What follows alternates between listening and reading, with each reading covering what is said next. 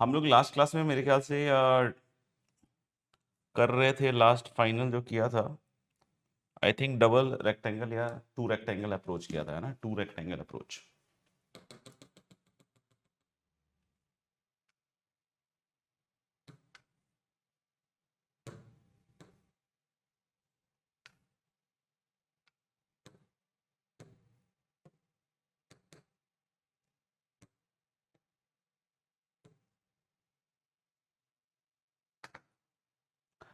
To rectangle approach के बाद जो नेक्स्ट हम लोग देख रहे हैं एक इनइक्वालिटी है, वो भी बहुत बार काफी इंपॉर्टेंट रहता है, तो करके देखते हैं। तो हेडिंग में आप लोग लिख सकते हैं गाइस एन इनइक्वालिटी, है ना, एन इनइक्वालिटी। और इनइक्वालिटी काफी वैसे तो सिंपल सा इनइक्वालिटी है ना। ये कहता है कि भाई ए से b f x d x का मॉडुलस। सभी बच्चों को मेरे ख्याल समझ में आ जाना चाहिए क्योंकि बहुत बड़ी बात नहीं है, बहुत छोटी सी बात है ना। तो ए से b f x d x is less than equal to a से b mod of f x d x. जैसे ही आप डायग्राम बनाएंगे आपको समझ में आ जाएगा, है ना। ये एफ डैश नहीं है, यहाँ डैश अपने आप ही लग गया, पता नहीं क्यों। ए से b modulus of f x d x, ऐसे। The inequality is like this.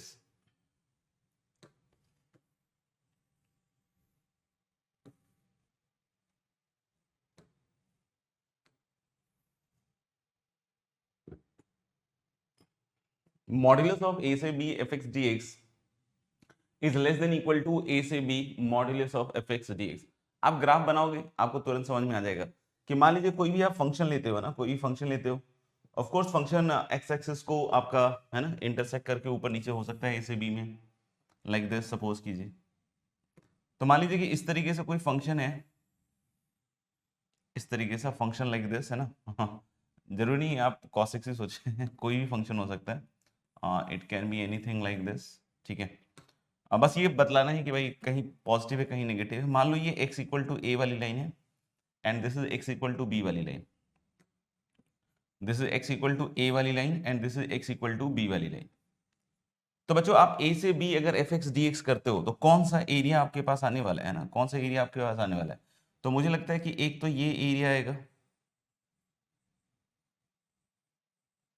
है ना। Definite integral is algebraic sum of areas, है ना। तो ये नेगेटिव आएगा ए से b f x d x में, ये पॉजिटिव आएगा, है ना, ये पॉजिटिव आएगा।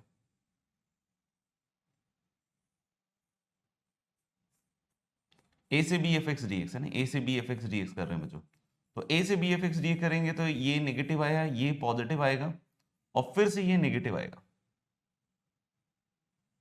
है ना। जो कुछ भी वैल्यू आएगी, अगर मान लो रिजल्टेंट सम इसका नेगेटिव आता है मान लो, तो लेफ्ट हैंड साइड का मॉड क्या करेगा, है ना, समझना ध्यान से बिल्कुल, है ना। तो अगर मैं बोला हूं ए से b f x d x अगर हम इंटीग्रेट कर रहे हैं बच्चों, तो आप देख रहे हो ना कि कुछ पार्ट में एफ एक्स नेगेटिव भी है, कुछ पार्ट में एफ एक्स पॉजिटिव भी है।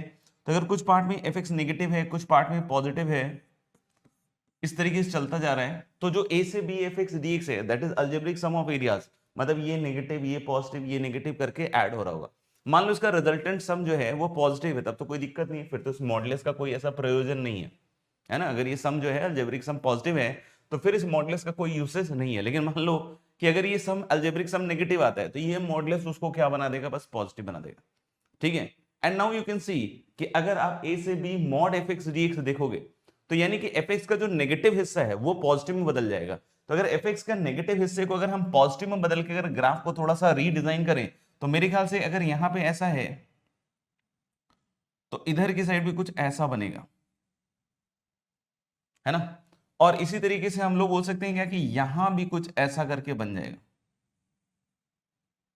यानी कि अब जो इसका एरिया देखोगे आप, अब जो इसका एरिया देखोगे तो ये पार्ट तो रहेगा ही रहेगा, साथ ही साथ ये पार्ट भी अब पॉजिटिव एंटर होगा, साथ ही साथ अब ये पार्ट भी आपका क्या एंटर होगा, सेम सेम वैल्यू जो नेगेटिव में थी अब सेम वैल्यू पॉजिटिव में एंटर होगी, है ना। और सेम वैल्यू जो इधर नेगेटिव में थी वो इधर अब पॉजिटिव में एंटर हो जाएगी। अब इधर ये क्या हो जाएगा, पॉजिटिव में एंटर हो जाएगा, देख लीजिए।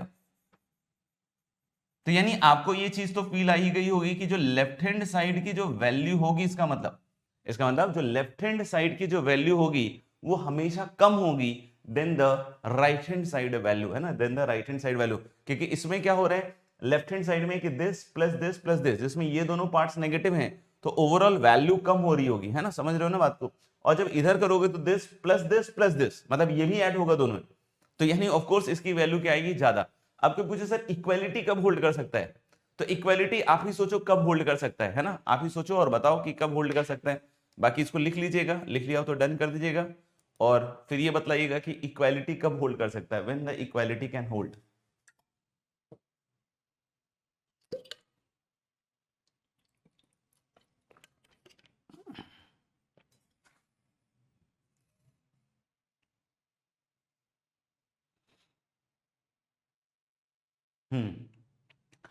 तो एक तो केस ये हो सकता है कि पूरा का पूरा ग्राफ इक्वालिटी होल्ड करने के लिए एक्स एक्सिस के ऊपर है, बट ऐसा भी हो सकता है कि अगर पूरा ग्राफ एक्स एक्सिस के नीचे भी है तब भी इक्वालिटी होल्ड कर सकती है। क्यों सर, क्योंकि अगर मान लो पूरा ग्राफ एक्स एक्सिस के नीचे है तो ये जो मॉडुलस है ये इसको पॉजिटिव बना देगा, ये मॉडुलस लेफ्ट हैंड साइड वाला जो इधर बाहर लगा है ना मॉडुलस, ये इसको पॉजिटिव बना देगा, है ना। और इधर की साइड तो जो नेगेटिव ग्राफ अगर पूरा है तो पूरा वो पॉजिटिव हो जाएगा, तो उस केस में भी इक्वालिटी होल्ड कर सकती है ना, उस केस में भी इक्वालिटी होल्ड कर सकती है। तो इसलिए बच्चों क्या लिखेंगे अपन, क्या लिखेंगे कि इक्वालिटी होल्ड्स, है ना, equality holds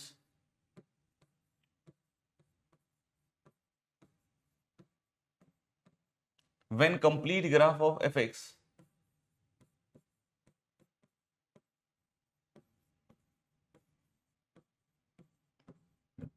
lies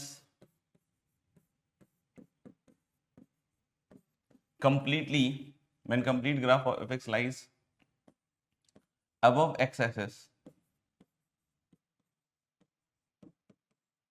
or below x axis।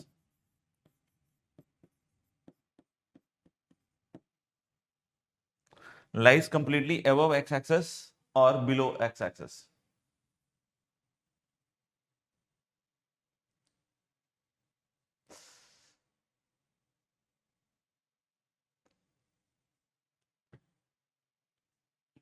हार्दिक ने बढ़िया लिखा है कि fx कंप्लीटली जीरो हो जाए, फिर वैसे तो a इक्वल टू बी भी ले लोगे तब भी चल जाएगा।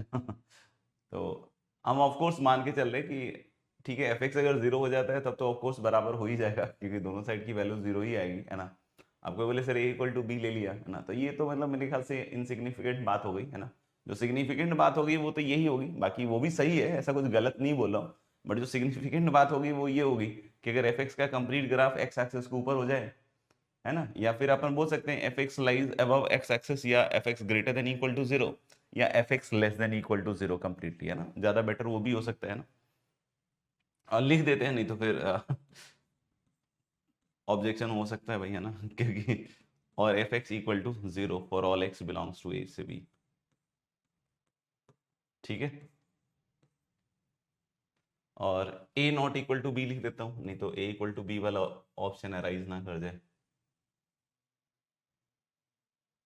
या बी ग्रेटर देन ए लिखना बेटर रहेगा ना, नहीं तो फिर फंस जाएगा मामला। कि कोई बोल दे यार सर मान लीजिए बी ए से छोटा है, तो बी अगर ए से छोटा है तो इधर तो नेगेटिव ही आ जाएगा सर, बिल्कुल, है ना, बात सही है, बी इज ग्रेटर देन ए, ठीक है। चलिए भाई नेक्स्ट एक सवाल करते हैं।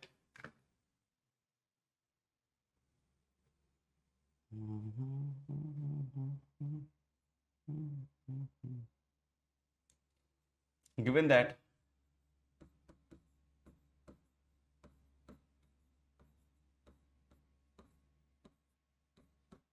a continuous function f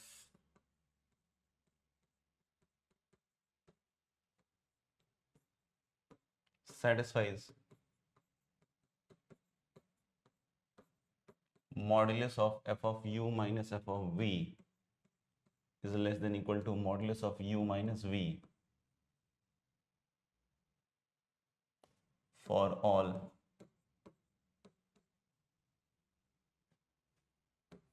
u and v in a to b, then prove that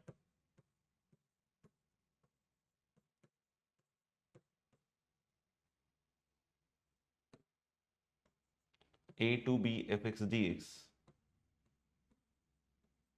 minus b minus a into f a का मैग्नीट्यूड या modulus is less than equal to b minus a का whole square by 2।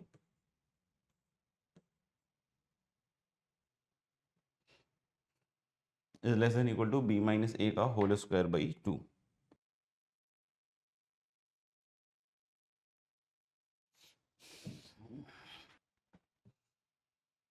चलो I think discuss कर लेते हैं अब, है ना? Everyone is ready? जरा समझते हैं कि ये क्या लिखा हुआ है पहले तो, है ना? एक तो दिख रहा है b minus a into f ए लिखा हुआ है, b minus a into f ए लिखा हुआ है ना, और मॉडुलस दिया हुआ है बाहर।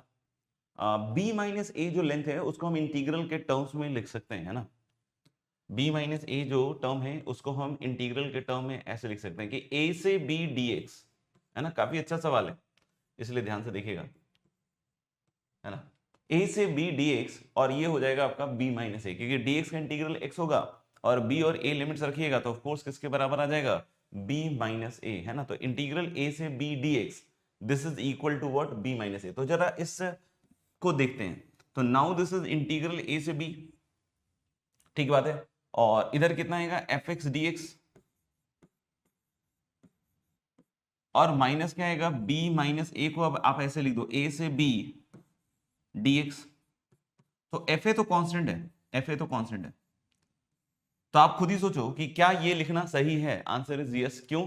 क्योंकि हम लोग बोल सकते हैं कि fa इज अ कांस्टेंट और b minus A is a से b fa dx, मतलब fa बाहर आ जाएगा, तो fa बाहर आता ही ये b माइनस ए के बराबर ही तो हुआ।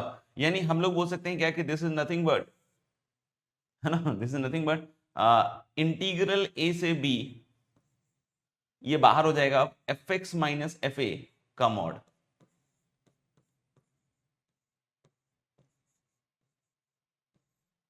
दिस इज इंटीग्रल a से b, है ना, इंटीग्रल a से b fx माइनस fa का मॉड dx। समझ में आ गई मेरी बात, है ना? अब इसको हम लास्ट वाली जो प्रॉपर्टी हमने यूज की अभी, लास्ट जो हमने अभी आपको इनइक्वालिटी समझाया, उसमें देखिए क्या है? a से b fx dx का mod is less than equal to a से b mod of fx dx। तो लेफ्ट हैंड साइड का सीन अगर आप ध्यान से देखिएगा तो लेफ्ट हैंड साइड का सीन वैसा ही कुछ है, बस यहां से a से b है और यहाँ fx की जगह अंदर इंटीग्रेंड में है fx माइनस fa। तो हम लोग ने जो अभी इनइक्वालिटी सीखी उससे डेफिनेटली बोल सकते हैं कि this is less than equal to a से b mod of fx minus fa। नहीं समझ में आया तो बताइएगा, मुझे लगता है समझ में आ जाना चाहिए, बट फिर भी नहीं समझ में आया तो बताइएगा। तो मान लीजिए कि मॉड ऑफ a से b fx minus fa dx is less than equal to a से b mod of fx minus fa dx, fx minus fa dx। मेरे ख्याल से यहां तक बात क्लियर होती है ना? मेरे ख्याल से यहां तक बात क्लियर होती है। And now this is less than equal to, अब बोलोगे now this is less than equal to मतलब अब ये वाली इनइक्वालिटी भी तो दी हुई है ना भाई, ये वाली, इसको देखो ध्यान से। तो ये इनइक्वालिटी क्या कहते हैं भाई? ये इनइक्वालिटी कहते हैं सर इसको चाहो तो थोड़ा सा इधर लिख लेते हैं,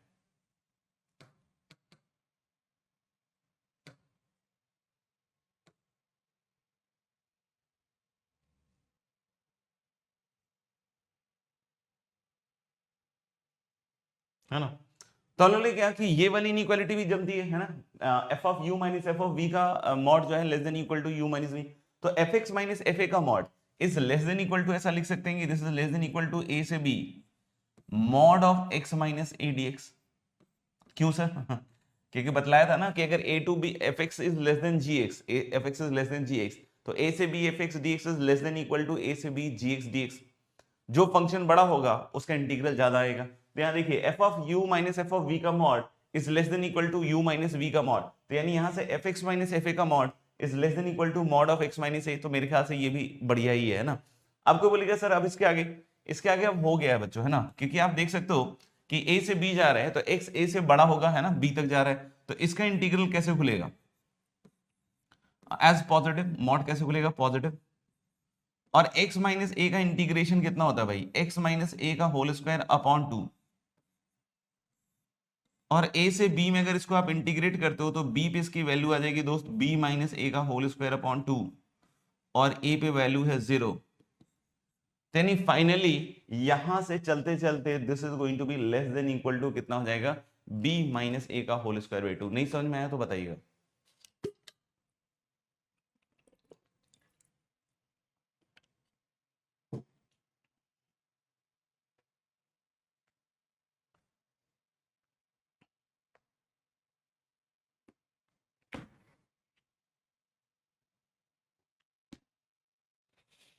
ठीक है, तो मेरे ख्याल से ये बात आपको समझ में आ जाती है ना। इसी को हम दूसरा एक ज्योमेट्रिकल एंगल से भी देख सकते हैं। बोलो ज्योमेट्रिकल एंगल से कैसे देख सकते हैं? एक्चुअली ये जो घटाया हुआ है आप समझिएगा, ये वन रेक्टेंगल वाला बॉक्स घटाया गया है ना, b minus a into f ए, मतलब वन रेक्टेंगल वाला बॉक्स हटाया गया।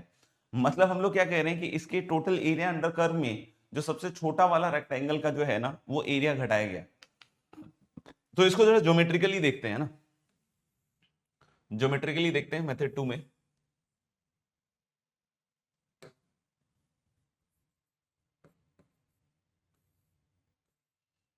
मेथड 2 में सबसे पहले इस कंडीशन को एक्सप्लोर करते हैं। हालांकि ये कंडीशन पहले भी आया है इस तरह का, बट फिर भी एक बार बतला देते हैं ना, रिवाइज करा देते हैं, क्योंकि हम लोगों ने ये देखा तो हुआ है बट माइट भी ध्यान नहीं हो।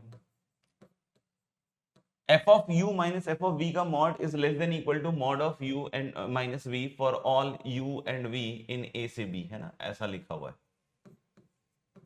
ऐसा लिखा हुआ है। For all u and v in a से b ऐसा लिखा हुआ है, देख लीजिए आप। f of u minus f of v का mod is less than equal to this.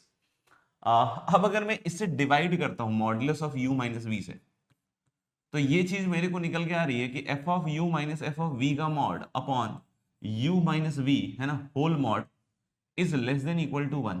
Clear है? अगर हम किसी भी फंक्शन का ग्राफ देखें, है ना, किसी भी फंक्शन का ग्राफ देखें, and let us take 2 points on it, u comma f u and v comma f v and v comma f v, अगर ये दोनों पॉइंट्स लें तो what is this f u minus f v upon u minus v? I think this is the slope of this line, ये slope of secant, है ना। आप समझ सकते हैं कि हम लोग बोल रहे हैं क्या कि ये जो लिखा हुआ है बच्चों, ये क्या लिखा हुआ है, इस सीकेंट का स्लोप लिखा हुआ है f u minus f v upon u minus v, है ना, अंदर वाला अंदर वाला अगर इस सीकेंट का स्लोप लिखा हुआ है, तो अगर मैं बोल दूं कि भाई हम लोग कंडीशन लेते हैं limit v is approaching u on both sides, limit v is approaching u, तो क्या बन जाएगा लेफ्ट हैंड साइड? तो आपको पता है कि अगर ये सीकेंट का अंदर वाला सीकेंट का स्लोप रिप्रेजेंट करता है f u minus f v upon u minus v, और अगर हम v को u की तरफ ले जाते हैं तो यही सीकेंट का स्लोप किस में बदल जाता है? यस यस यस, यही सीकेंट का स्लोप जो है वो बदल जाता है टेंजेंट के स्लोप में, है ना, टेंजेंट के स्लोप है, बट किस पॉइंट पे? तो ऑफ कोर्स v u की तरफ जाना है, तो this will be the slope of the tangent at u। यानी हम लोग बोल सकते हैं कि ये जो इनइक्वालिटी है अब हमारे को ऐसी दिख रही है कि this is modulus of f dash u is less than equal to 1। This is modulus of f dash u is less than equal to 1। यानी ये जो कंडीशन था, ये जो कंडीशन था, है ना, ये जो कंडीशन था, ये किस कंडीशन को जनरेट कर रहा है? ये कंडीशन किस कंडीशन को जनरेट कर रहा है? तो भाई ये condition modulus of f dash u less than equal to 1 को जनरेट कर रहा है। मतलब क्या हुआ कि किसी भी पॉइंट का स्लोप u से v, है ना, u एंड v कोई भी जनरल पॉइंट है, तो किसी भी पॉइंट पे स्लोप a से b के बीच में हमेशा, है ना, 1 से छोटा होगा। नहीं समझ में? हम लोग बोल सकते हैं क्या कि किसी भी पॉइंट पे जो स्लोप होगा f डैश u, उसका एब्सोल्यूट वैल्यू हमेशा 1 से छोटा होगा। मतलब slope will be always lying between -1 से 1। स्लोप हमेशा किसके बीच में होगा? -1 से 1 के बीच में होगा, ठीक है ना। यानी हम ये भी तो बोल सकते हैं ना कि मैक्सिमम स्लोप किसी भी पॉइंट पे a से b के बीच में, अगर हम दो पॉइंट्स मार्क कर रहे हैं a और b, तो इसके बीच का मैक्सिमम स्लोप 1 हो सकता है और मिनिमम स्लोप क्या हो सकता है? -1 हो सकता है ना। तो जैसे मान लो a पे कोई वैल्यू रही होगी, ध्यान से सुनना, बहुत इंपॉर्टेंट बात होने वाली है। a पे कोई वैल्यू होने वाली है, अच्छा ये तो पक्का है कि x में ज्यादा से ज्यादा चेंज हम a से b ले जाएंगे तो b माइनस a का होगा, ये चेंज होगा मैक्सिमम।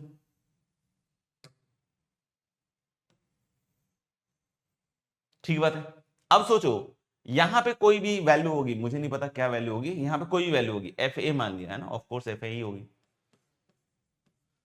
अब अगर हम लोग मैक्सिमम स्लोप लेते हैं ना, आप समझ गए पहली चीज की ये कंडीशन ने हमें क्या दिया, ये कंडीशन ने दिया कि ए से बी के बीच का किसी भी पॉइंट का स्लोप 1 से ज्यादा नहीं हो सकता है ना, -1 से 1 के बीच में होगा, तो 1 से ज्यादा नहीं हो सकता। तो जब मैं यहां से चलना चालू करूंगा और मान लो कि मैंने मैक्सिमम स्लोप लिया, मैंने मैक्सिमम स्लोप लिया, तो मैक्सिमम स्लोप 1 लोगे, मैक्सिमम स्लोप कितना लोगे, 1 लोगे। तो 1 स्लोप का मतलब क्या हुआ कि जितना x में चेंज होगा उतना ही y में चेंज होगा। If you take the slope as 1, है ना, if you take the slope as 1, slope 1 का ज्योमेट्रिकल मीनिंग क्या है, स्लोप 1 का मीनिंग तो यही है ना भाई कि जितना x में चेंज करोगे उतना ही y में चेंज होगा। स्लोप में अगर हम लोग बोलेंगे स्लोप 1 है, तो आप सोचो ना लाइन में क्या होता है, स्लोप 1 है तो जितना तुमने x में चले उतना ही y में बढ़ेगा, तभी स्लोप 1 होगा, है ना, तभी 45 डिग्री वाली वैल्यू रहेगी। तो हम लोग बोले कि मान लो मैं यहां से यहां गया, x में चेंज हुआ b माइनस ए, तो y में भी चेंज कितना हो जाएगा, b माइनस ए। यानी कि बेटा आप समझ रहे हो कि अगर ये पॉइंट मैंने b एफ बी कहा और मैक्सिमम स्लोप से चलता गया, मैक्सिमम स्लोप से चलता गया, तो मैक्सिमम स्लोप से चलता गया तो इस y में जो चेंज है वो भी उतना ही होगा, कितना, b माइनस ए, यानी जितना x का चेंज है उतना ही y का चेंज है at every point, because this angle need to be 45 degree always. तो अगर ये बात समझ में आ रही है तो मेरे ख्याल से देख लीजिएगा कि अगर ये कोई कर्व यहां चल रहा है मैक्सिमम स्लोप 1 लेते हुए, तो ये जब यहां पहुंचेगा तो यहां से यहां तक का जो डिफरेंस है बच्चों वो b माइनस ए के बराबर आएगा, same as the change in x, तभी हम लोग बोलेंगे कि स्लोप 1 होगा। अब हम कोई भी रैंडम केस लेते हैं, जब स्लोप 1 मैक्सिमम हो सकता है या 1 से छोटा हो, 1 से छोटा में -1 तक जा सकता है ना। तो अगर आप कोई भी ऐसा ग्राफ सोचिए अब जहां पे टेंजेंट का स्लोप हमेशा 1 या 1 से क्या होगा, छोटा, तो क्या यहां से चलते चलते ग्राफ कभी b माइनस ए तक पहुंचेगा, नहीं, हमेशा नीचे पहुंचेगा, हमेशा नीचे पहुंचेगा। आप समझ रहे हो कि अगर आपने स्लोप हर जगह 1 नहीं रखा, अगर 1 रखते तब तो यहां पहुंच जाते, लेकिन जहां भी स्लोप आपने 1 से कम किया होगा तो आप सोचो ना कि y का चेंज कम हुआ होगा कंपैरेटिवली x से जितना आपने चेंज किया होगा उससे y का चेंज कम आया होगा। तो यानी कहीं ना कहीं ऐसा होगा कि अगर आपने स्लोप 1 से कम रखा तो कहीं ना कहीं नीचे जाके रुकेगा, यानी ये जो वैल्यू होगी ये ऑफ कोर्स b माइनस ए से छोटी होगी, है ना, ये वैल्यू b माइनस ए से छोटी होगी। अब हम फाइनल मुद्दे पे आते हैं, मैंने तो बहुत बोल दिया, अब आपकी तरफ से कोई रिस्पॉन्स नहीं है तो मैं समझ रहा हूं कि आपको समझ में आ रही होगी बात, है ना। अब सुनिएगा, ये है हमारा अभी एक्चुअल ग्राफ एफ एक्स का, है ना, ए से b f x d x अगर आप करते हैं भाई, ए से b f x d x करते हैं तो क्या मिलता है, मुझे लगता है सर ये वाला मिलता है, ए से b f x d x में ये मिलता है, यहाँ dx भी लिख दिया गया है, सॉरी, ये fx का ग्राफ है, तो यहाँ a से b fx dx में आप समझ रहे हैं कौन सा चीज मिल रहा है, ये वाला मिल रहा है, a से b fx dx में, है ना, जो अंदर है। तो हम लोग लेके यहां पे है a से b fx dx minus f a into b minus a का मॉड, है ना, एब्सोल्यूट वैल्यू पूछ रहा है, तो कहीं नेगेटिव नेगेटिव होगा, मान लो ग्राफ नीचे चला गया है ना, तो नेगेटिव नेगेटिव होगा तो पॉजिटिव बना देगा। तो अब मेरा क्या कहना है कि a से b F x d x आपने देखा, अपनी आंखों से देखा, है ना, अपनी आंखों से देखी हुई बातों का विश्वास कीजिए, ये है a से b F x d x, और b minus a into f ए करोगे तो आप समझ रहे हो कि ये एरिया घट रहा है, ये एरिया घट रहा है, ये एरिया घट रहा है। तो अगर ये एरिया घट गया बेटा इसमें से, तो अब आप खुद बताओ कि कौन सा एरिया बचा घटाने के बाद। तो हम लोग लेके साहब ये वाला एरिया बचेगा, ये वाला, इसको मैं रंग देता हूं, आप समझ रहे हो, ये वाला एरिया बचेगा आपका। अब बोल रहा है कि ये एरिया जो होगा गाइस, ये जो एरिया होगा ये less than equal to b minus a का होल स्क्वायर अपॉन 2 होगा, मतलब इस एरिया की maximum value, less than equal to का मतलब यही होता है ना, इस एरिया की जो मैक्सिमम वैल्यू है, क्योंकि बोल रहा है कि दिस एरिया, है ना, क्योंकि एक्चुअली इसी एरिया को रेफर कर रहे हैं, बोलता है कि this area is less than equal to b minus a का होल स्क्वायर बाय 2, मतलब इसकी मैक्सिमम एरिया क्या वैल्यू यही होगा, बी माइनस ए का होल स्क्वायर बाय 2। तो बहुत ऑब्वियस है ना यार कि मैक्सिमम इस एरिया का क्या हो सकता है, ये ट्रायंगुलर पोर्शन, क्यों, क्योंकि अगर मैक्सिमम स्लोप 1 लेगा तो यहां पहुंचेगा।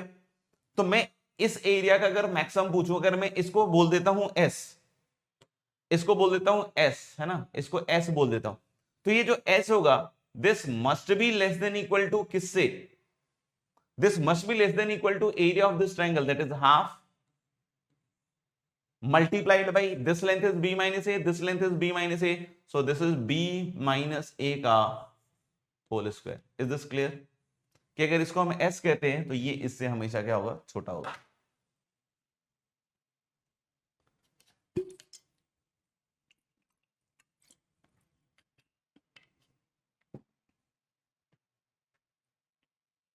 देख लीजिएगा भैया, लिख लीजिएगा.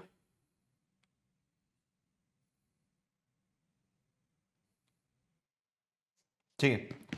बाकी एस्टिमेशन के ऊपर मैंने एक छोटा सा थ्योरी वाला भी और साथ ही में कुछ क्वेश्चंस का भी बनाया हुआ है ना, एक वीडियो.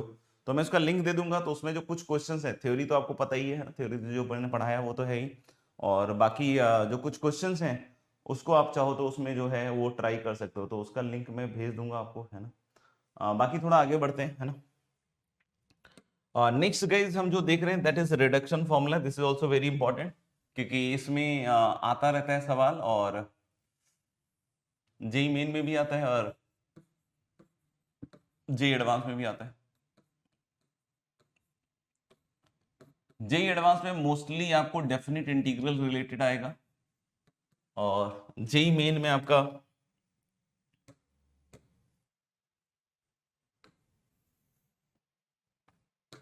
है ना, जेई मेन में आपका मेनली इंडेफिनिट से रिलेटेड आता है. आपने देखा भी होगा इंटीग्रल tan की पावर nx को एक सवाल में जेई मेन में था. अगर आपने होमवर्क किया होगा तभी पता चलेगा.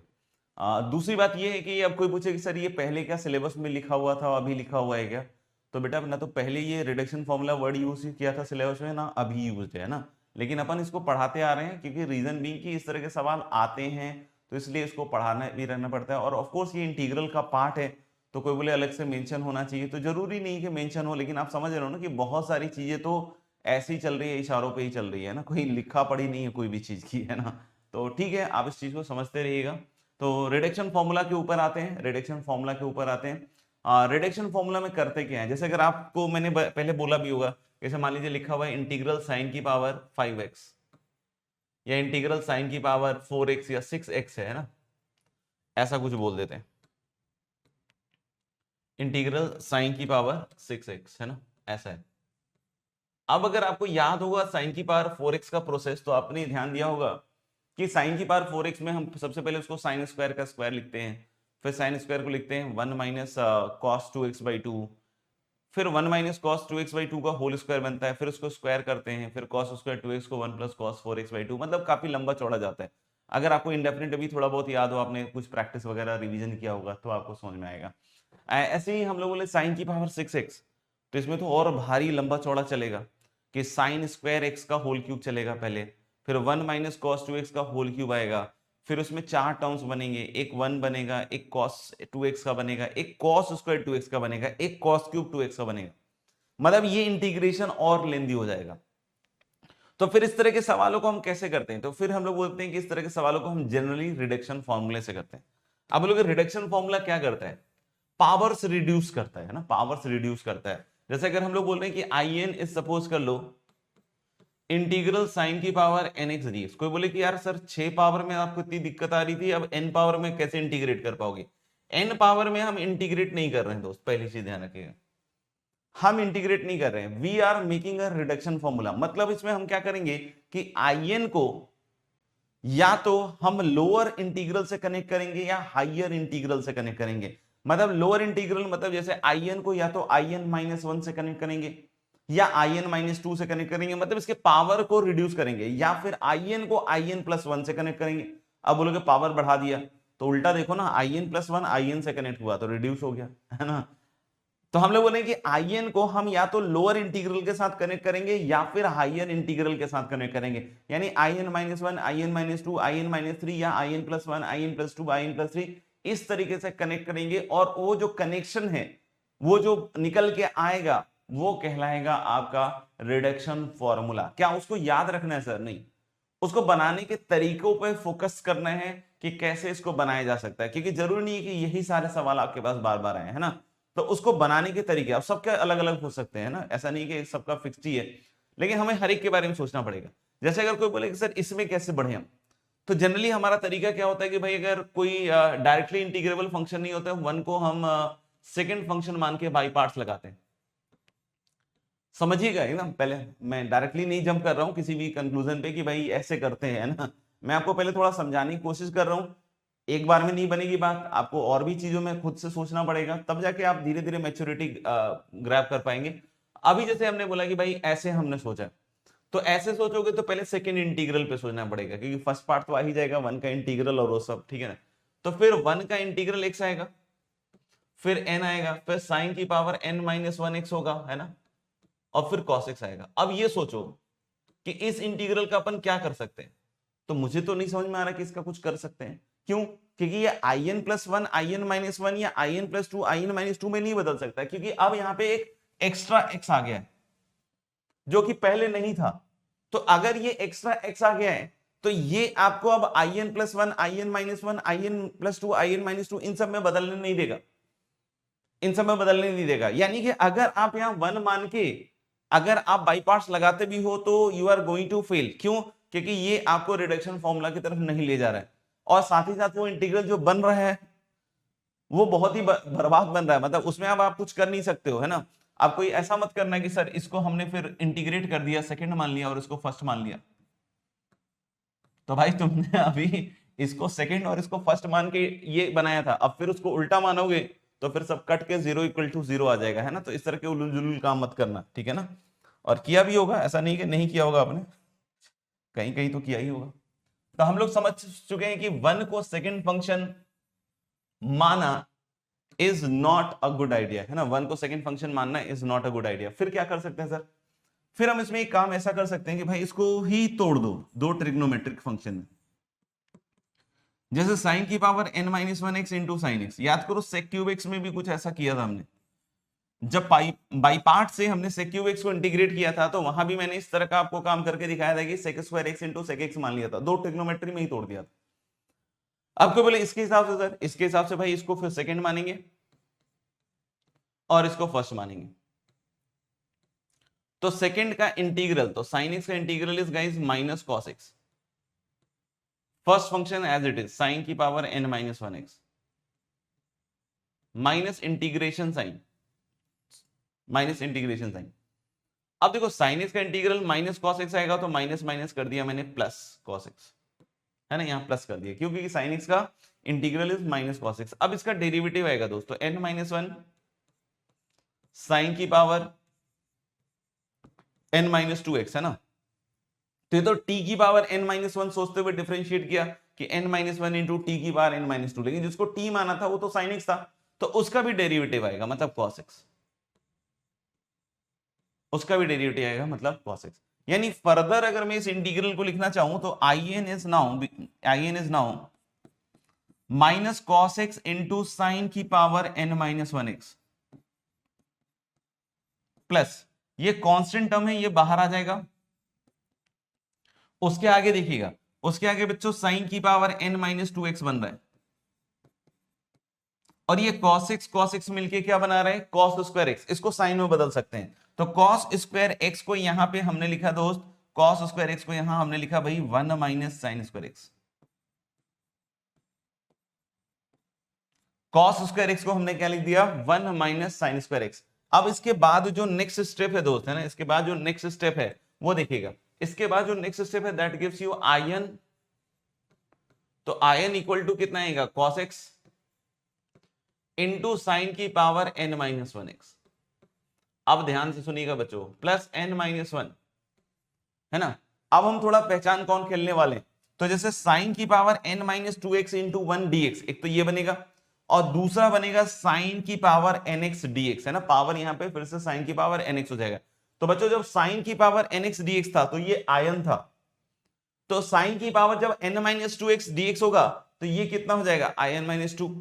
तो यानी हम लोग बोल सकते हैं जो साइन की power n minus two x dx है वो तो पहले बन जाएगा in माइनस टू, और जो दूसरा वाला है वो वापस से क्या बन रहा है भैया, साइन की पावर nx, मतलब ये फिर से in बन जाएगा, ये फिर से आयन बन जाएगा। अब ये जो आयन वाले टर्म से उसको इकट्ठा कर लो, तो ये जो n माइनस वन आयन है इसको इधर ले आइए, तो पहले से ऑलरेडी एक आयन पड़ा हुआ है और n-1 आयन और आ गया, है ना, और इक्वल टू कितना बन रहा है, minus cos x into sine की power n-1x plus n-1 into in-2, ऐसा बन रहा है।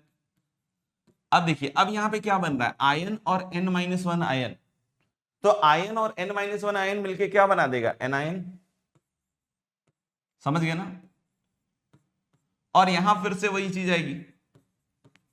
अब अगर आप बोल रहे हो कि रिडक्शन फॉर्मूला क्या हुआ सर, तो यही है रिडक्शन फॉर्मूला। आप n से चाहो तो डिवाइड कर दो, है ना, आप चाहो तो n से डिवाइड कर दो। n से डिवाइड करोगे तो जो बनेगा उसको रिडक्शन, इसको भी कह सकते हो जो लिखा हुआ है ना, ऐसा कोई दिक्कत नहीं है। कोई बोले इसको याद रखना है क्या, आप खुद ही देख लो ना, खुद ही डिसाइड कर लो। इसको देख के ही समझ में आ रहा है कि इसको याद वाद तो नहीं रखा जा सकता, और जरूरी नहीं कि अगर आप याद रख भी लो तो ये आए, है ना, कुछ और ही आ जाए। तो आपको बेसिकली ये कैसे निकाला जाता है, इस पे फोकस करना पड़ेगा ना, इस पे फोकस करना पड़ेगा। देख लीजिए,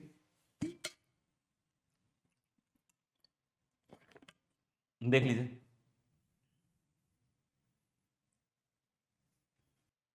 चलिए ग्रेट, क्लियर एंड डन है।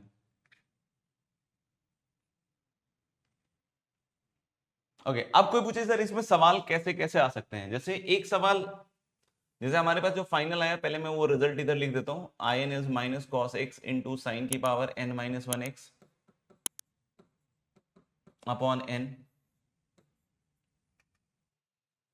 और plus n-1 upon n into in-2, ये रिजल्ट आया। एक तो क्वेश्चन यही आ सकता है कि भाई इंटीग्रल साइन की पावर 6x की वैल्यू क्या होगी, या क्या इंटीग्रल आएगा। तो बच्चों आप देख सकते हो कि ये क्या है, ये i6 है, तो इससे आप इवेल्युएट कर सकते हो। कैसे सर, i6 अगर इवेल्युएट करना है तो minus cos x into sine की power 5x upon 6 plus 5/6 into i4। अब बोलोगे i4 कैसे आएगा, i4 भी इसी से आएगा, है ना, minus cos x sine cube x, n की वैल्यू 4 पे निकाल रहे हैं, अपॉन 4 प्लस, है ना, i4 है तो 3/4 और i2। आपको बोले i2 फिर इससे नहीं निकालना, नहीं तो फिर i0 पे पहुंच जाएगा। हमने n को यहाँ नेचुरल ही मान रखा है ना, तो i2 आप निकाल सकते हो यार, ऐसा क्या है, इतने गए गुजरे थोड़े यहाँ। साइन स्क्वायर एक्स का डायरेक्ट इंटीग्रल, मतलब डायरेक्ट मतलब इसको ऐसे तोड़ के लिख सकते हैं, 1 माइनस कॉस 2x/2, क्या, तो this is going to be half into 1 का इंटीग्रल x और माइनस साइन 2x/2, ऐसा कुछ, है ना, ऐसा कुछ। This is how you can integrate. तो यानी इसके बाद जो i2 आया है, इसको तो आपको कायदे से ऐसे ही इंटीग्रेट करना चाहिए, half into x minus sine 2x upon 2।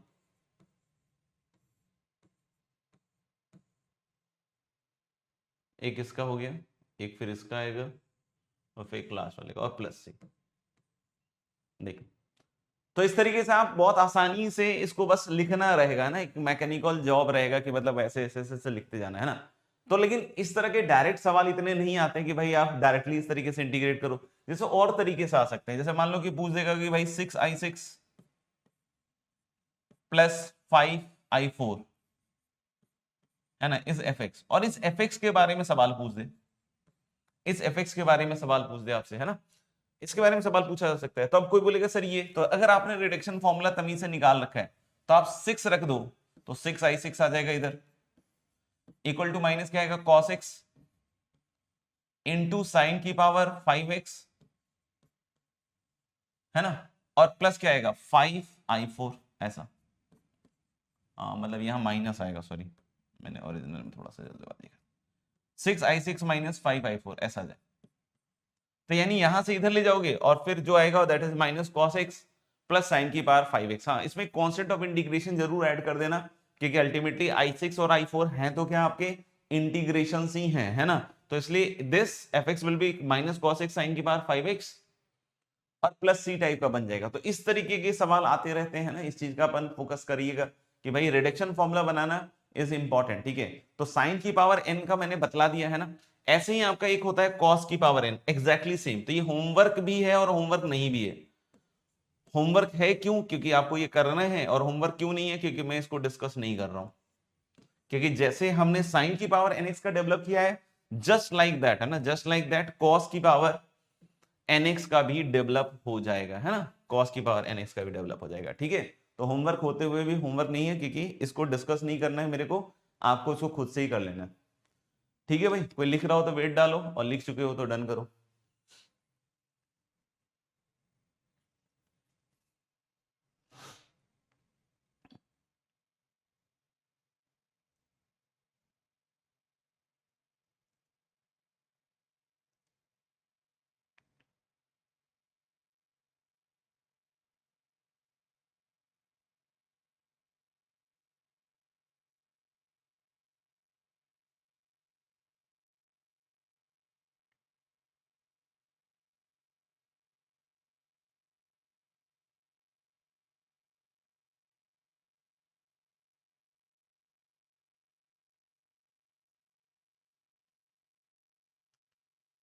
Okay guys, next हम लोग देख रहे हैं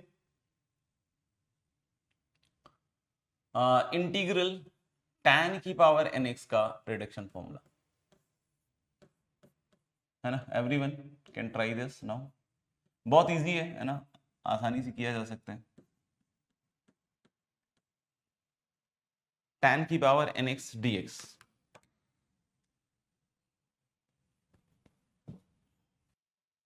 है ना, बिल्कुल सही बात है।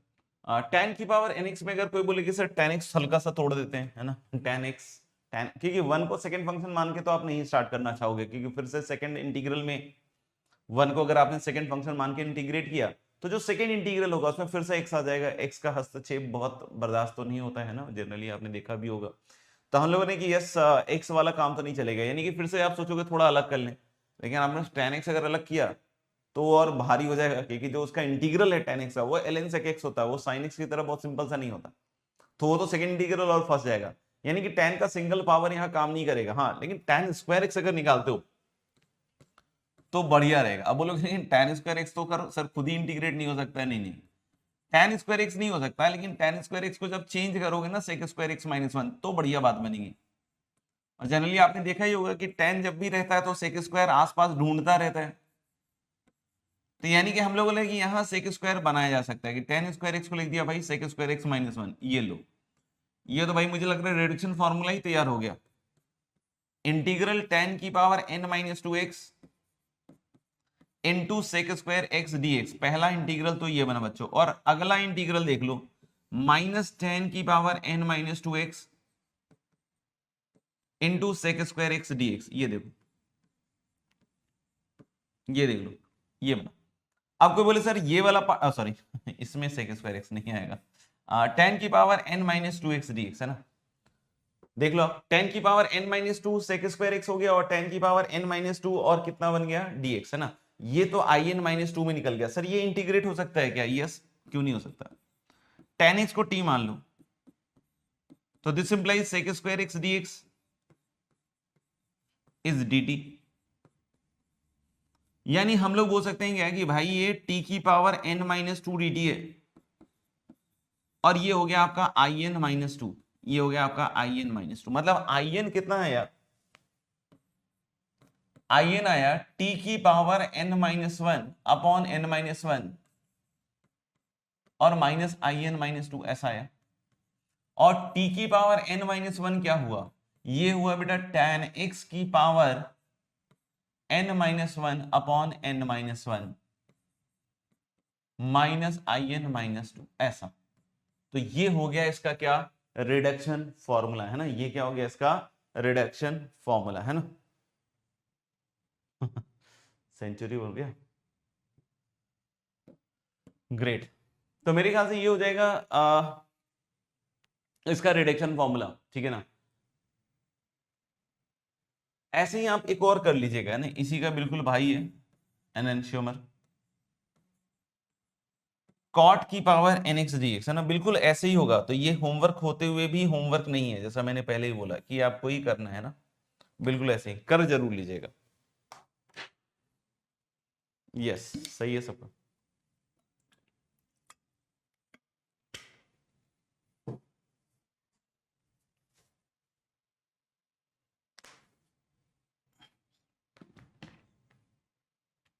चलिए तो मेरे ख्याल से डन है, तो कॉट वाला आप एज अ होमवर्क कर लीजिएगा, but it will not be discussed, है ना। फिर हम नेक्स्ट आ रहे हैं इंटीग्रल सीकेंट की पावर nx dx, इसका भी ट्राई कीजिए। फिर हम डेफिनेट इंटीग्रल्स के फिर रिडक्शन फॉर्मूले लेंगे, मतलब इलस्ट्रेशंस लेंगे ऑफ कोर्स।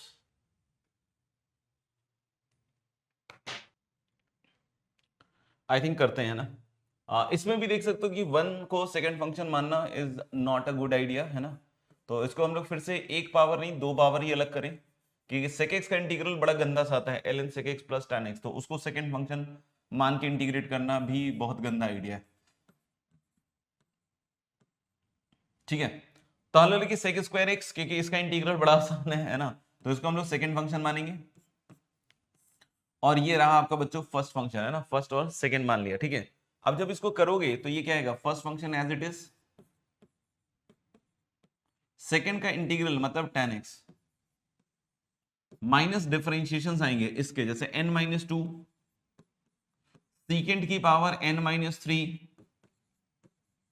और फिर sec x का डेरिवेटिव आएगा, sec x का डेरिवेटिव आएगा sec x tan x, और sec स्क्वायर x का इंटीग्रल आएगा फिर फाइनली tan x dx। अब अगर हम आगे बढ़ते हैं तो sec की power n-2x into tan x minus n-2 बाहर आ रहा है, इंटीग्रल इंटीग्रल इंटीग्रल इन दोनों का जो पावर है फिर से वापस वही बन जाएगा, sec की पावर n-2x, वापस से sec की पावर n-2x, और ये दोनों मिलके बना रहा है tan स्क्वायर x। अब tan स्क्वायर x को आप चेंज करके लिखो भाई, tan स्क्वायर x को चेंज करके क्या लिख सकते हो भाई, sec स्क्वायर x माइनस 1, और बाहर वही आपका पुराना dx, है ना। अब हम लोग बोलेंगे कि सीकेंट की power n-2x into tan x minus n-2। अब ध्यान से देखिएगा, है ना, डायरेक्ट लिख रहा हूं, तो ये दोनों का जो प्रोडक्ट है ये फिर वापस क्या बनेगा, sec की पावर nx, sec की पावर nx बोले तो in, माइनस इन दोनों का जो प्रोडक्ट होगा वो क्या बनेगा, sec की power n-2x, that is in-2। तो रिडक्शन फॉर्मूला बनने को बिल्कुल तैयार है मेरे भाई, है ना। अब हम लोग क्या कर सकते हैं कि ये जो in वाला टर्म उसको उधर ले जाओ, तो in ऑलरेडी था इधर, और इधर n-2 in अगर उधर जाता है तो क्या बन जाएगा, n-1 in, नॉटnin, एंड दिस इज sec की power n-2x tan x minus minus n minus नहीं सिर्फ प्लस n-2 in-2। अब n-2 से डिवाइड कर, n-1 से डिवाइड कर दो, अपना काम हो जाएगा।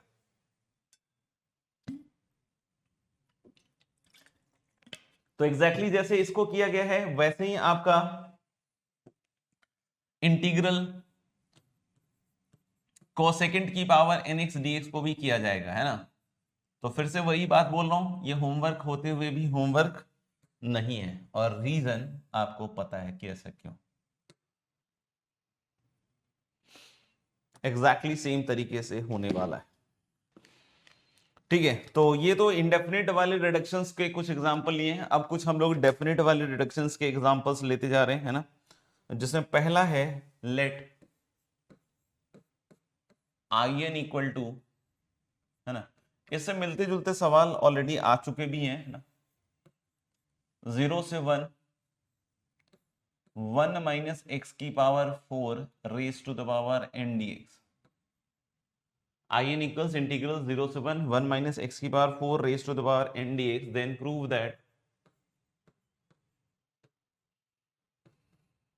that in upon in minus 1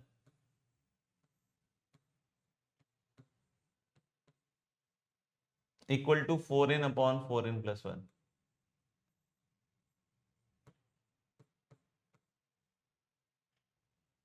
करेंगे सॉल्व।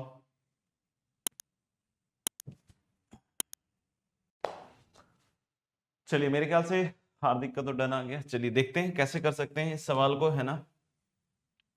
ऑफ कोर्स इसमें हमें और कोई दूसरा तरीका है नहीं, कोई बोले कि सर 1 माइनस एक्स की पावर 4 को तोड़ के, जैसे अभी तक करते आ रहे थे कि भाई तोड़ा तोड़ी कर रहे हैं ना, तो वैसे कर लें तो वो मामला बहुत फैलेगा भाई उसमें, क्योंकि जो बनेगा वो बहुत खतरनाक बनेगा।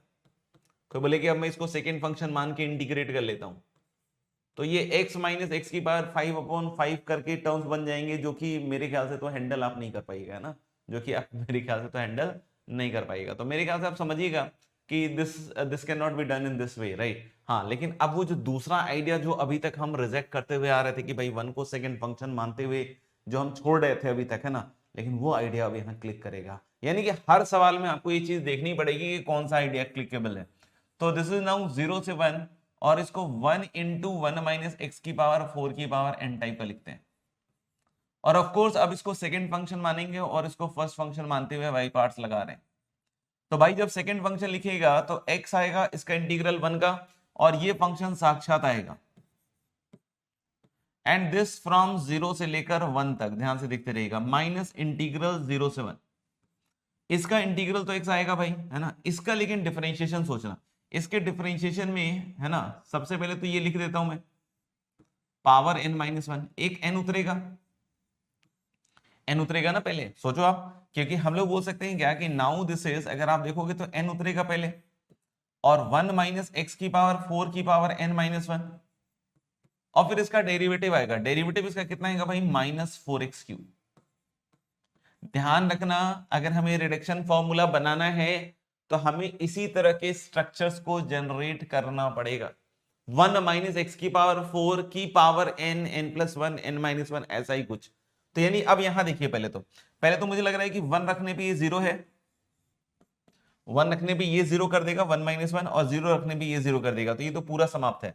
यहां देखिएगा, एक n है एक 4 है, इसको इधर ले आइए, तो -4n 0 से 1, है ना, 1 माइनस एक्स की पावर 4 की पावर n-1, यहां तक क्लियर होगा मेरे ख्याल से, है ना। अब देखिएगा, एक x और ये -x³, तो एक x और -x³ क्या बनाएगा, -x की पावर 4, यही तो बनाना था। अब अगर मुझे इस स्ट्रक्चर में बदलना है तो मुझे एक 1 चाहिए, तो ये इस स्ट्रक्चर में बदल गया, और अगर 1 ऐड किया है भाई तो 1 तो सब्ट्रैक्ट करना पड़ेगा। यानी अब इसके बाद का स्टेप क्या होगा भाई, -4n। अब देखना, डायरेक्ट लिख रहा हूं, तो जब आप इसके साथ इसको अलग कीजिएगा दोस्त, इस पूरे टर्म के साथ, तो ये वापस से पावर सेम हो जाएगा, क्योंकि पावर n-1 है, और एक और 1 माइनस एक्स की पावर 4 आ जाएगा, तो वापस से पावर सेम होने के कारण ये in बनेगा। लेकिन जो अगला है -1 के साथ बॉस, उसमें तो n-1 ही पावर रहेगा, तो दिस इज in-1, जिसका हमें था इंतजार। यानी हम लोग बोले दिस इज in, तो in वाले टर्म्स अगर एक साथ ले आओगे तो बन जाएगा 1 + 4n into in equal to, है ना, इक्वल टू, इधर देख सकते हो कि minus minus plus 4n into in-1, और मेरे ख्याल से जैसे ही डिवाइड करोगे तो ये ऐसा बन जाएगा, है ना। इसमें एनी टाइम इस तरह के सवालों में आपको n की किसी वैल्यू के लिए क्वेश्चन पूछा जा सकता है कि find the value of i of 10 upon i of 11, है ना, या 41 टाइम्स i10 अपॉन i11 की वैल्यू बतलाई। ऐसा ऐसा सवाल पूछे जा सकते हैं ना, ऐसे सवाल पूछे जा सकते हैं कभी भी, है ना। और ऐसे नहीं पूछेगा भी बड़ा कायदे से कि 41 इंटू इंटीग्रल 0 से 1 माइनस एक्स की पावर 4 की पावर 10, बड़े पावर भी लिए जा सकते हैं ना, dx। यहाँ थोड़ा सा जल्दीबाजी में ये ज्यादा, है ना, और अपॉन 0 से 1 माइनस एक्स की पावर 4 की पावर 9dx, मतलब बड़ा बड़ा दिखे भी, है ना, लगे बच्चों को डर भी लगे कि हाँ भाई ये क्या लिख दिया है ना, इस तरह का सवाल। तो एक्चुअली जो लिखा हुआ है वो तो यही लिखा हुआ है, 41 i10 अपॉन i9 ही लिखा हुआ है दोस्त।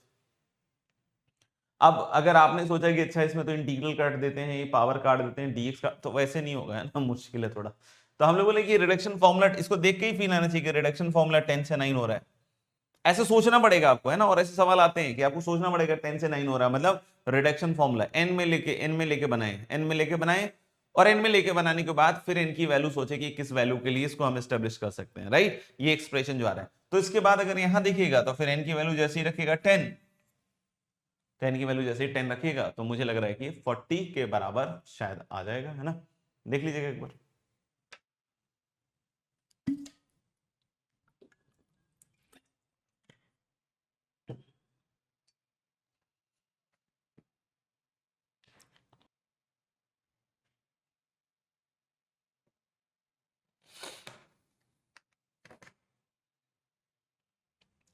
Next question is let i n equal to integral 0 से पाई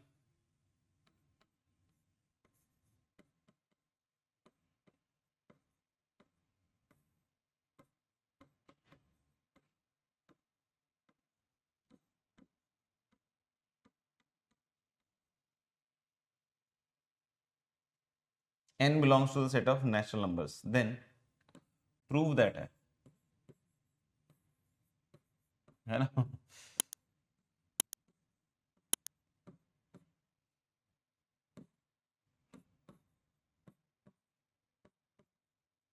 in is 0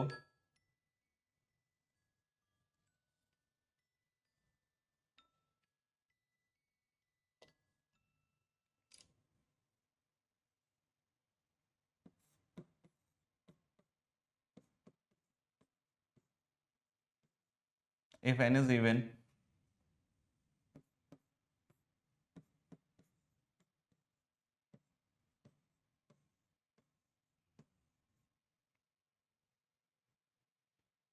if n is odd।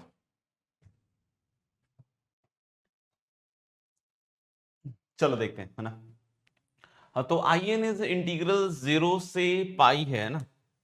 अब यहां पे एक चीज समझ में आ रही है कि देखो इंटीग्रेट डायरेक्टली तो कुछ होगा नहीं, कोई बोले n इक्वल टू 1 2 3, तो कब तक निकाल पाओगे, है ना, ये थोड़ा मुश्किल काम होगा। हाँ, कुछ पैटर्न बन जाएगा जब आप 2-3 इंटीग्रल निकालोगे, वो एक और बात है। अब बट हम लोग जनरल कैसे सॉल्व करें, जनरल तो मैं बोल रहा हूं क्या कि अगर ऊपर sin x क्रिएटेड हो जाए तो ये sin x कट के आपका इंटीग्रल बन सकता है। अगर ऊपर sin x क्रिएटेड हो जाए तो हम लोग बोल सकते हैं क्या कि फिर उस सोच के हिसाब से मैंने क्या किया कि in में से in-2 घटा दिया, सो दैट कि sin x क्रिएट हो। तो देखो 0 से पाई तो दोनों में रहेगा, in में भी रहेगा, in-2 में भी रहेगा, दोनों में रहेगा, है ना। in में भी रहेगा और in-2 में भी रहेगा। क्या रहेगा 0 से पाई, नीचे in में भी sin x है और in-2 में भी sin x है। ऊपर देखोगे तो in में sin nx है और in-2 में sin n-2x रहना चाहिए, ऐसा कुछ। अब जब ऊपर sin c minus sin d लिखोगे बच्चों, है ना, तो sin c minus sin d लिखोगे तो 0 से पाई, sin x तो आपका पड़ा ही हुआ है नीचे, और जब sin c minus sin d अब आप लिखने वाले हो, है ना, sin c minus sin d, तो सबसे पहले क्या आएगा 2 cos c plus D by to, है ना, c plus D by two. तो जब इन दोनों को जोड़ोगे बच्चों तो कितना आएगा 2nx minus 2x, nx plus nx minus 2x, है ना, nx plus nx minus 2x, मतलब 2nx माइनस 2x, और 2 से डिवाइड करोगे तो कितना बनेगा nx माइनस x, मतलब n माइनस 1x। आप खुद से इसको निकाल लीजिएगा, है ना, आप कर पाइएगा। इनटू कितना बनेगा sine c minus d by two. तो जैसे ही आप सोचिएगा ना sine c minus d by two, तो आपको साइन x ही दिखेगा, क्योंकि nx में से n माइनस 2x घटाओगे तो 2x बचेगा और अपॉन 2 करोगे तो साइन x बचेगा। तो मेरे ख्याल से देखो ना काम हो चुका है आपका, ये कैंसल आउट हो जाएगा, 2 बाहर, और cos का इंटीग्रल क्या हो जाएगा sine n minus 1x upon n minus 1 from 0 से पाई। तो अब क्या रखेंगे आप, पहले पाई रखेंगे, तो n तो भाई नेचुरल नंबर है ना, तो n माइनस 1 भी एक्चुअली तो इंटीजर ही होगा, है ना, n अगर नेचुरल नंबर है तो n minus 1 must be integer, और पाई रख रहे हो तो साइन इंटीग्रल मल्टीपल ऑफ पाई, तो n माइनस 1 जो भी हो, 0 हो 1 हो 2 हो 3 हो, ऐसे ही कुछ रहेगा, है ना, होल नंबर में रहेगा।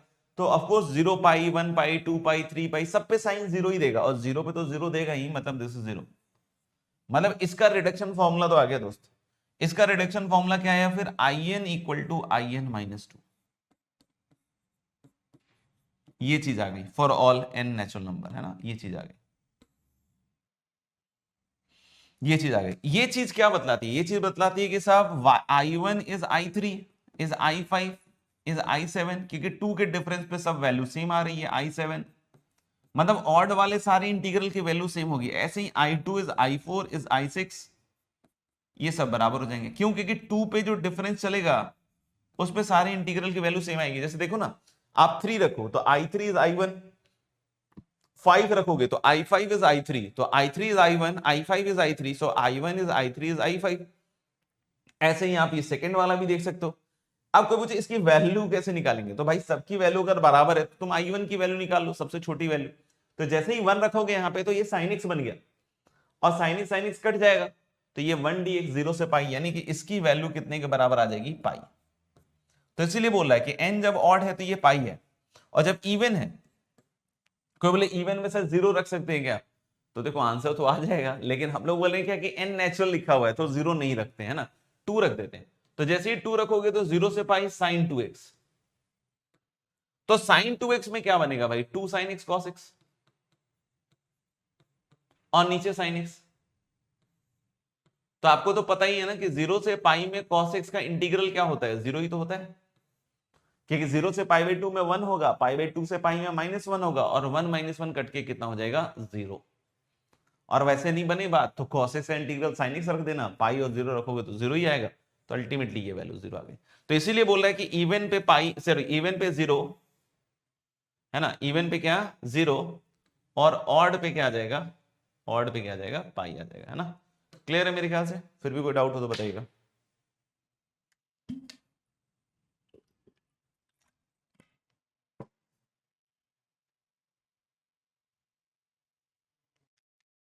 चलिए तो इसमें कुछ होमवर्क दे देते हैं आपको।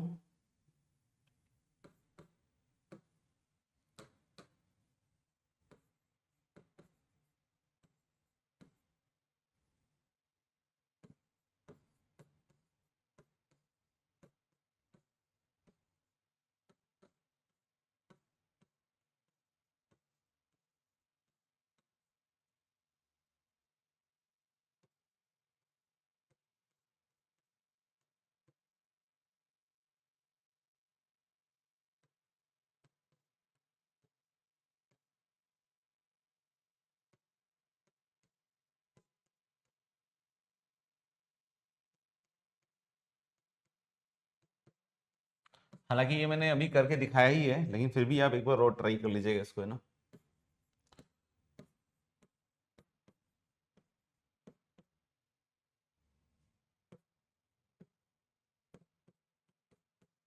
इस तरह का भी करके दिखा दिया है टाइप ऑफ, है ना, बट एग्जैक्टली नॉट दिस, लेकिन फिर भी आप ट्राई कीजिएगा, है ना, और तो क्या है, नहीं होगा तो अगली क्लास में हम इसको देखेंगे।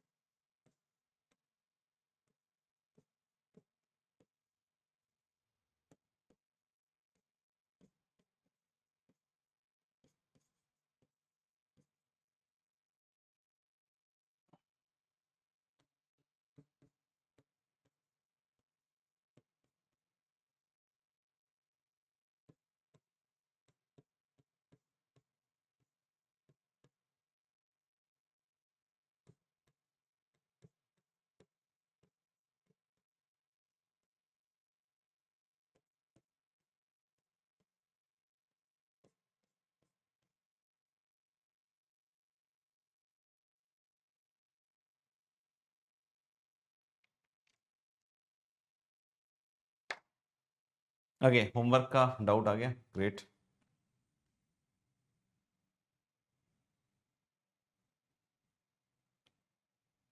देख लो भाई, जिसको जिसको होमवर्क में डाउट पूछना हो तो बता सकते हैं, है ना। I think last class homework was exercise 3 26 to 43 and exercise 4 1 से 12। होमवर्क में लास्ट क्लास में था एक्सरसाइज 3 26 to 43 एंड एक्सरसाइज 4 1 से 12, है ना। तो जिन बच्चों को पूछना है बता सकते हैं इसमें से कोई भी डाउट। जैसे हार्दिक का तो डाउट आ गया, तो मैं तो उसके साथ स्टार्ट कर रहा हूँ। बाकी तब तक आप में से जितने भी बच्चे हैं पूरा ही डाउट लिख दीजिएगा एक बार में ही, है ना, जो भी आपके डाउट्स हो।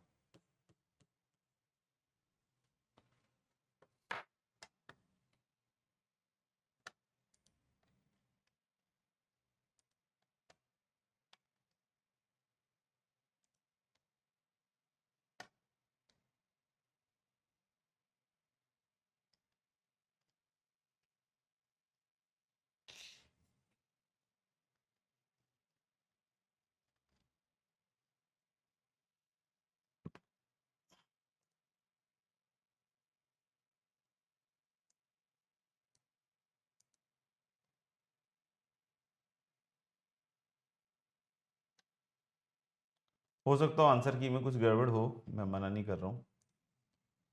29, 34, 36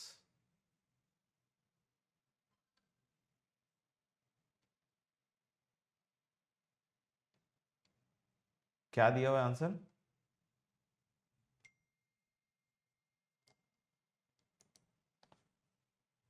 आंसर क्या दिया हुआ है इसका?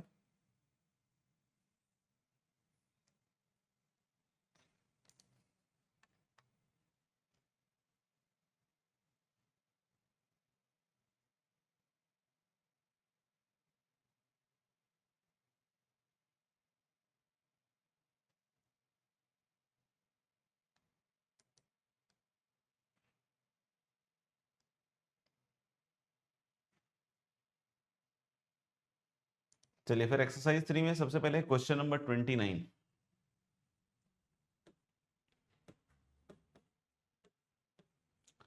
29 वाला सवाल थोड़ा सा ढंग का है शायद। एफ एक्स दिया हुआ है इंटीग्रल 0 से x gt dt।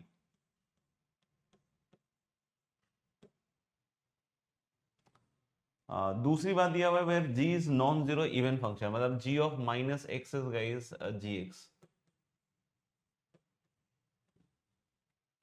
और f of x plus 5 is given to be gx।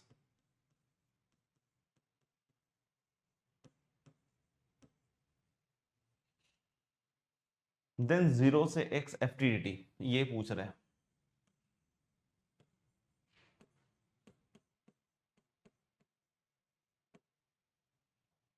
है ना। इनमें से किस इंटीग्रल के बराबर होगा, इसमें से किस इंटीग्रल के बराबर होगा?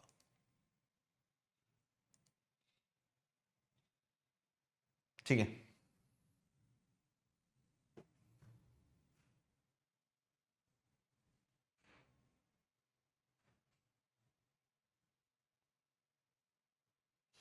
मेरे को जैसा दिख रहा है ना इसमें हर जगह लिमिट्स 5 से x प्लस 5 किया हुआ है, यानी करीब करीब इसमें शायद 5 जोड़ा जा रहा है।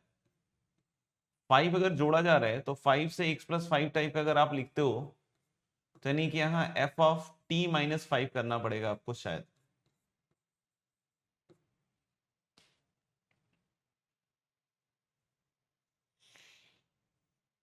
मुझे लगता है ऐसा करना चाहिए, है ना। और अगर मैं इस फंक्शन को थोड़ा एक्सप्लोर करूं कि f ऑफ माइनस एक्स क्या आ रहा है बच्चों, तो f ऑफ माइनस एक्स होगा आपका 0 से minus x G T D T. ये हमने यहाँ पे टीएसपी लगाया हुआ है ना, माइनस 0 से minus x G T D T, है ना।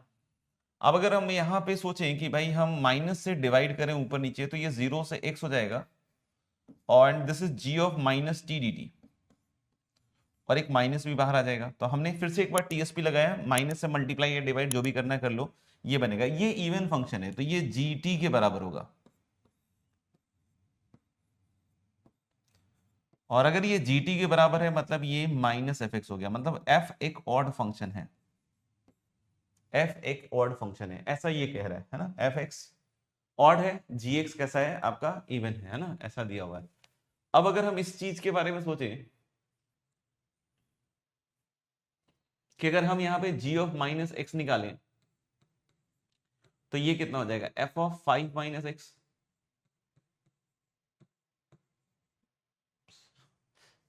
ऐसा कुछ। और अगर ये ऑड है तो this is minus of f of x minus 5, ऐसा कुछ। ये ऑड है इसलिए, यानी f of x minus 5 equal to minus of g of minus x g x है, तो this is minus of g x. आप समझे ये कैसे हुआ, क्योंकि g of minus x is again g x, तो f of x minus 5 is minus of g x. तो इसको अगर उठा के मैं यहां रखूंगा तो बच्चों ये बनेगा 5 से x प्लस 5, और f of t minus 5 is minus G T, ऐसा कुछ। और इस माइनस को अगर हम पलटी करके लिख दें तो ये बन जाएगा x प्लस 5 से 5 जी टी डी टी। अब इसमें देखना पड़ेगा ये किस ऑप्शन में जा रहा है ना। तो x प्लस 5 से 5 जी टी डी टी एक अच्छा सवाल है ना, तो इसका ऑप्शन क्या आएगा, ए, फर्स्ट वाला, या ए मतलब 1। देख लीजिएगा। और तो कोई डाउट पूछा नहीं गया है, सिर्फ एक्सरसाइज 4 में अब 7 एंड 12 है, तो वो देख लेता हूं मैं फाइनली, है ना। बाकी कुछ आंसर में गड़बड़ हो तो देख लीजिएगा, एक्नॉलेज कर लीजिएगा अपने हिसाब से, है ना। 7 में आते हैं, 7 में आते हैं। 7 में बोल रहे हैं क्या कि देयर इज अ फंक्शन जी ए। अच्छा सवाल है ये भी। और ये limit H is approaching 0 plus, मतलब ये 0 से 1 ही है, वो तो क्या है, 0 से 1 ही है। एंड दिस इज टी की power minus A and 1 minus T की पावर ए माइनस 1 डी टी, है ना। ये चीज है, ये चीज है। और जी डैश हाफ निकालना है, यानी हम लोग को इसमें जी डैश हाफ की वैल्यू निकालनी पड़ेगी। इसको थोड़ा पलट के देखते हैं, यानी कि हम लोग जी ऑफ 1 माइनस ए निकालते हैं, तो ये बन जाएगा 0 से 1, है ना, और टी की पावर माइनस 1 माइनस ए, और माइनस सॉरी नॉट माइनस, और इंटू 1 माइनस टी की पावर 1 माइनस ए माइनस 1।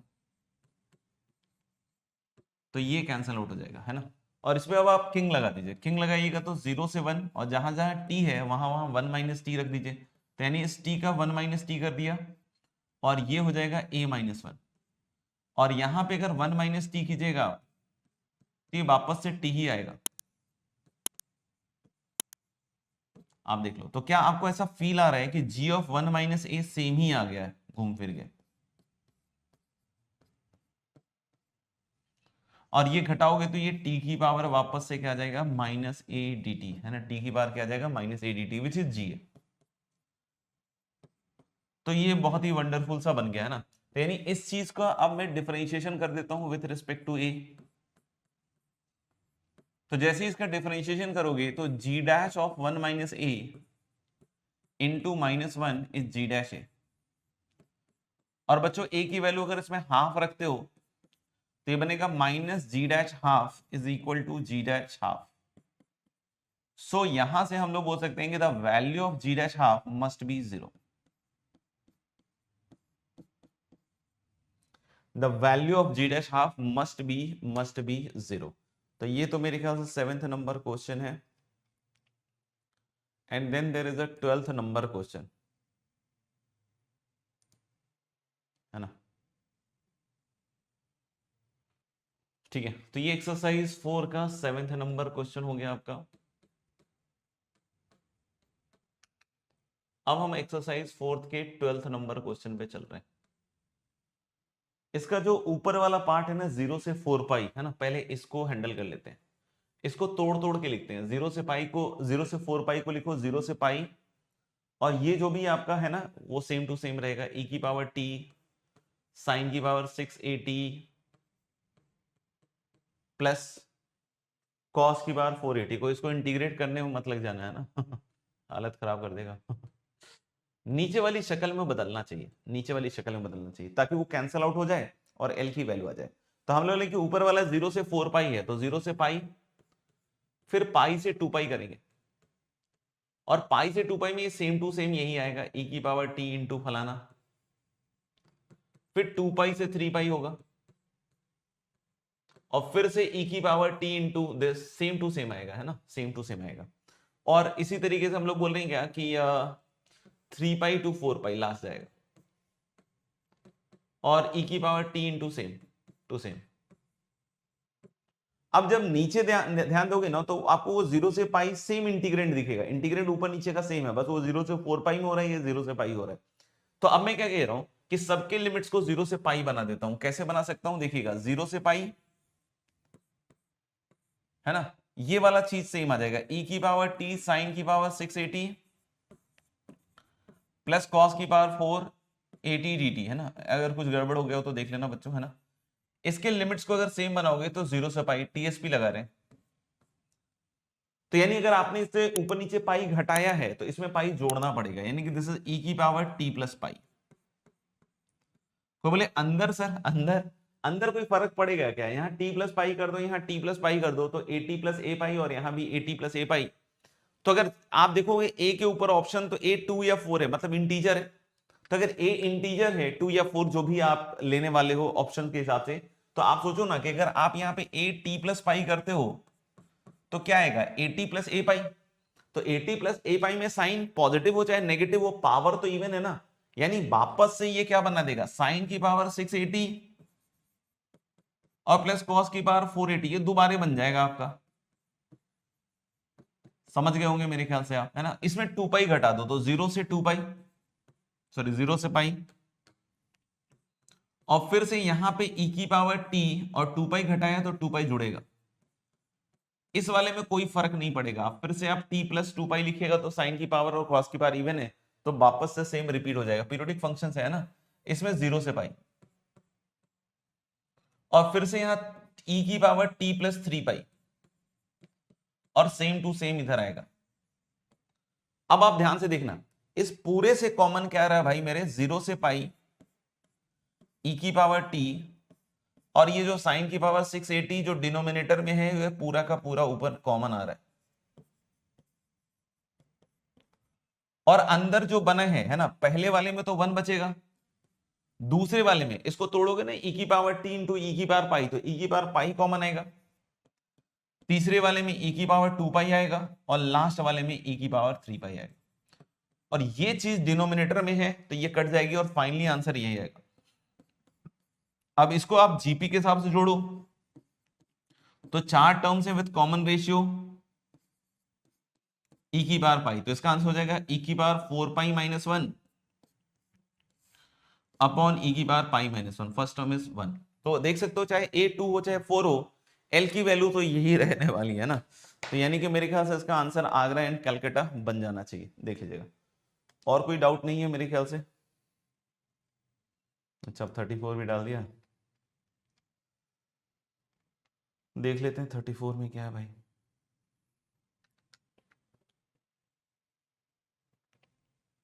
34 में क्या कह रहा है, इंटीग्रल एक्सरसाइज 3 का 34 है। इंटीग्रल दिया हुआ है आपका पाई बाई 6 से पाई बाई 3, देख लो बच्चों, है ना। और सीकेंड की पावर 2/3 है तो नीचे जाएगा कॉस की पावर 2/3 हो जाएगा, इनटू नीचे इसका क्या है भैया, साइन की पावर 4/3, कॉसेक को नीचे ले आके लिख दो। तो मुझे लग रहा है काफी सस्ता सा सवाल है, इसको कॉस की पावर 4/3 एक से मल्टीप्लाई डिवाइड कर लीजिए। तो वो जो ऊपर लिखा हुआ था ना आपका सेक और कॉसेक, तो उसको नीचे लाके मैंने कॉस और साइन लिख दिया है ना। तो ये वाली चीज आप देखिएगा तो ये टैन में बदल जाएगी नीचे।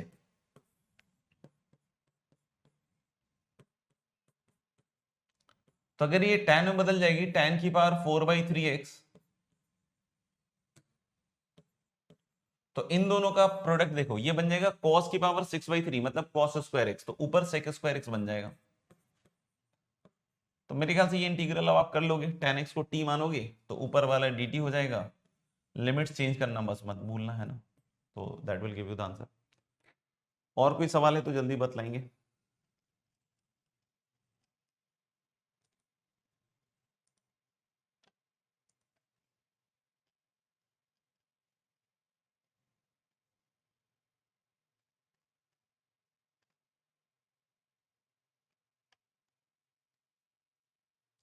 चलिए नेक्स्ट सेट ऑफ होमवर्क में आपका एक्सरसाइज 4 में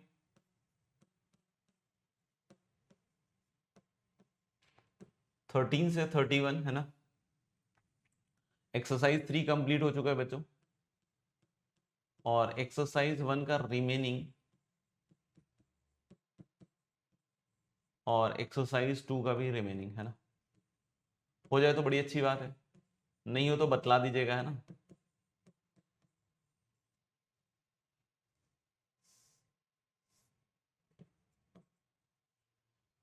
हो जाए तो बहुत अच्छी बात है, नहीं हो तो कोई बात नहीं है ना, देख लीजिएगा। लेकिन कोशिश कीजिएगा एक्सरसाइज 4 वाला तो कर लें कम से कम 13 से 31।